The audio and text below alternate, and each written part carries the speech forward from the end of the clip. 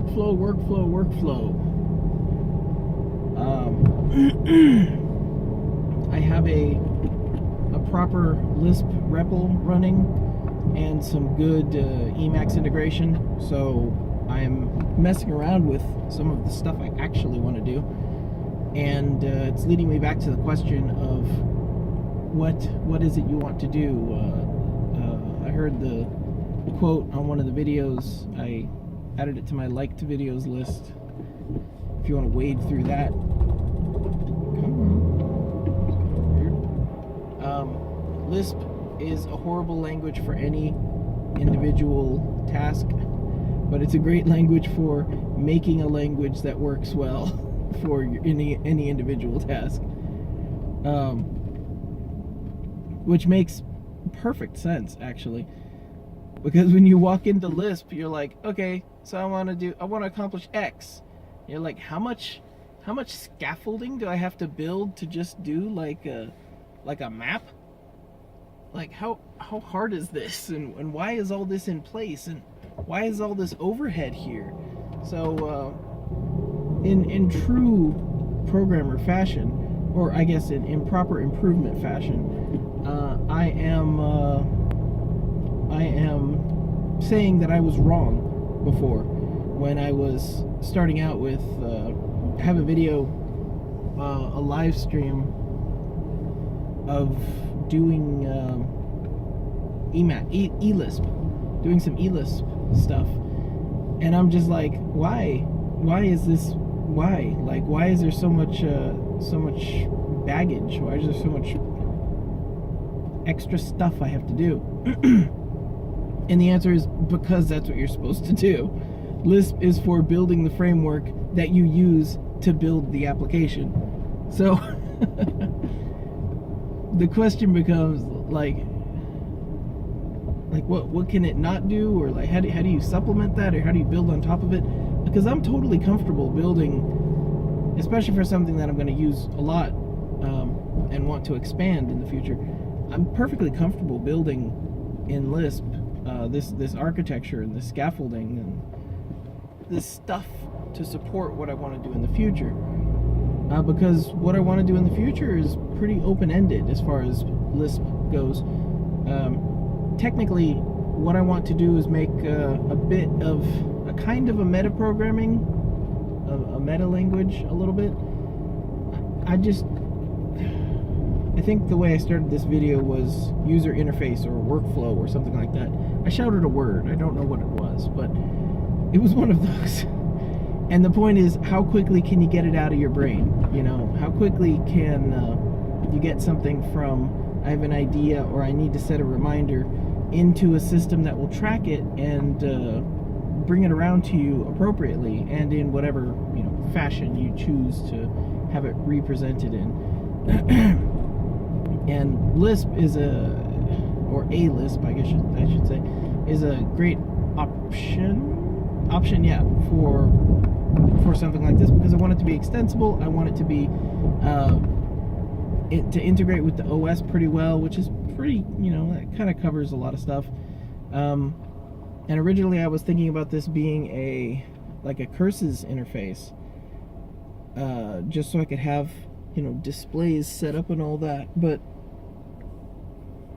maybe it should. I mean, the quick answer is to do this in Python with a curses interface, so that you're just like, you have your interface, you have your display, you have your commands, you pre-program them, and you execute them as you run it.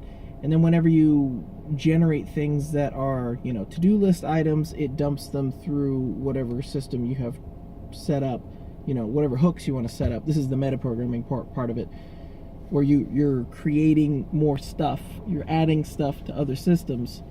But this is kind of the middleware. This is what's integrating all of them together, or at least providing a unified interface for these multiple different systems. That you can customize in the future anyway, so it doesn't even matter. You're not married to any one interface. You're not even married to the individual interface.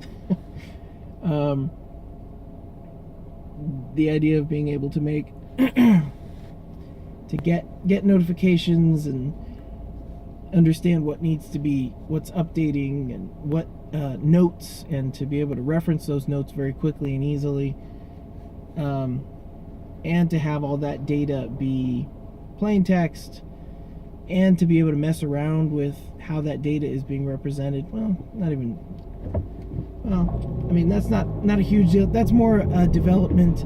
It's more of a development benefit, having stuff in a REPL or a convenient IDE. Yeah, I guess it is kind of an IDE. Yeah, it is kind of an IDE. That's kind of weird to say, but I guess it is.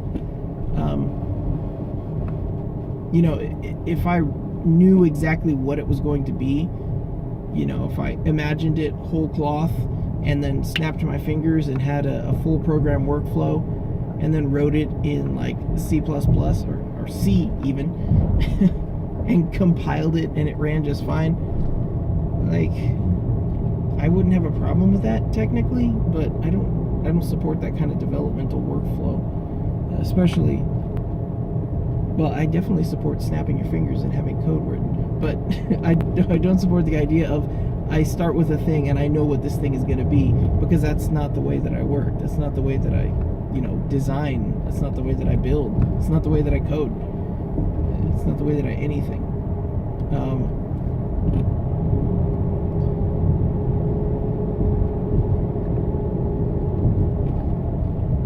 So this, the idea that I can have a nice system.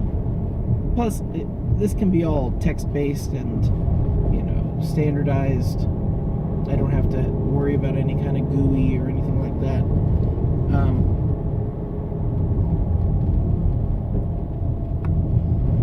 The system itself can run within a REPL. You know, you can make your own interfaces. I mean, you make your own language technically. Well, literally make your own language.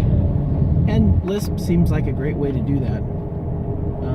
But as I said, it is, I guess, easier. It would be easy to do this in Python. In fact, if I was doing it in Python, I might already be done with it. And that's just not what I'm supposed to do. And I don't understand why, but it's the truth. So, I'm Lisping, particularly using the Steelbank Common Lisp, I think it's called, SBLC, or SBCL. Once I get things running kind of smoothly, as, you know, develop my set of functions that I need, and get the data kind of fleshed out, I'll start poking around with inputs and outputs, and then start writing a little minor program, minor language for it, so that I can start it up and interface with it directly without the, you know, parentheses. Because my goal, you know, workflow. Gosh, I don't know how you. Okay, so how do you even listen to me? The workflow thing and the entry, you know, the slightest workflow possible is what is required, or what is desired. At the beginning of the workflow, I have an idea, or I have a thing that I want to get out of my head or put into the system. And then at the end of the idea, at the end of the workflow, you have the thing is in the system correctly, and everything in the middle is a waste. You know, if you could have that input be directly to it, go straight into the system, so consider that. So Vim, or, you know, Notepad. I want to record this data so I don't forget it. So you are sitting at a computer, you have Notepad open, the blinking cursor is ready, you need to get this thing out of your head, you type it, you hit enter, you don't even hit enter, you type it, and as soon as you're done, it is as entered into the computer as it possibly could be.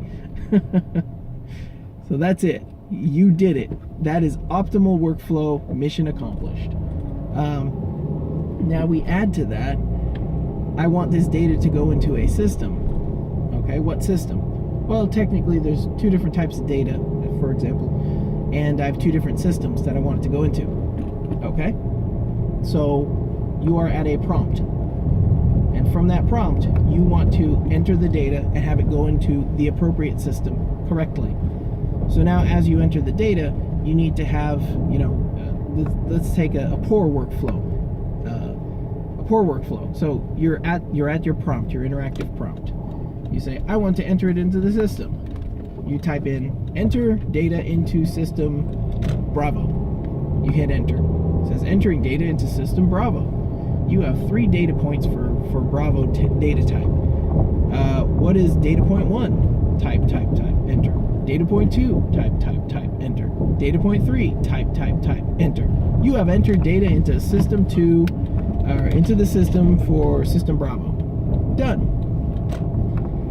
Now, compare that to you are at a prompt, and at that prompt you type in, keyword 2, which prompts for data entry 2. You type in the first data prompt, you put a semicolon, you type the second data prompt, you put a semicolon, you type the third data prompt, you hit enter. You've entered all the amount of data, almost no overhead. You had a couple semicolons in there, and you had the 2 at the beginning. But other than that, you've entered all that data with minimal overhead. That is more ideal. So now that's closer to where we want to be. But if we expand that out to 3 systems or 10 systems or as many systems as you want and as many data points as you want, things start to get more complicated, and you start to have to deal with how you're processing this input. Also the different types of input. So that's where things get a little bit more interesting. That's where things start to need to be, a little bit more expansive. And that's where you start to get into like, well, I want to start writing my own programming language. And Lisp as an interpreter inside the REPL lets you do that live, which is super cool. It also lets you reprogram it live, which is also super cool. And it's just, it's at a prompt, and I can SSH into it from wherever, from whatever device I want. So that's what I'm messing around with now. That's what I want to spend more time getting into and just exploring Lisp, because it's awesome and stuff. All right, bye.